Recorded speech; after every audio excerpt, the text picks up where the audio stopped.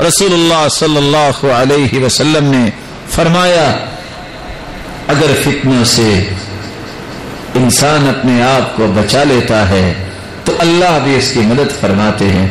और उमर रज़ियल्लाहु तआला अन्हु कहा करते थे, जो शख्स खुद को फितनों के हवाले कर दे फला यलूमन्ना इल्ला नफ्सह, उसको अपने आप को ही मलामत करनी चाहिए। एक शख्स कमजोर है, मैं चंद मिसालें पेश करना चाहूंगा। एक शख्स कमजोर है, मानता है इल्म शरई नहीं, फिर कहता है क्या करूं, फितने में पड़ गया हूं। कैसे? बस ये नेट जब से आया है ना मुसीबत, तो क्या कहें। कभी जहर खाई तुमने अपने हाथ से?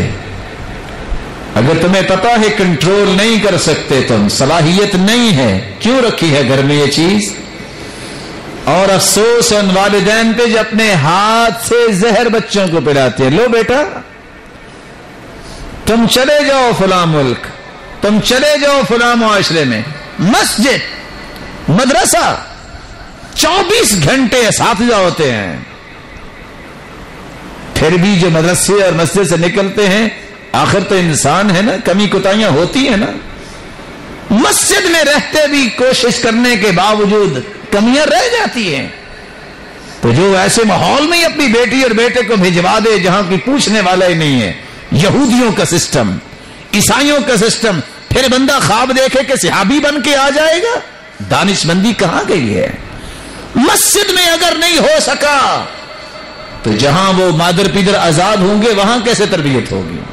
ये फितने को दावत देना, फितनों में खुद पढ़ना, इस इंसान को फला यलूमन्ना इल्ला नफ्सह, अपने आप को ही मलामत करनी चाहिए। मेरी अल्लाह से दुआ है कि अल्लाह रब्बुल इज्जत हम सबको फितनों से महफूज फरमाए।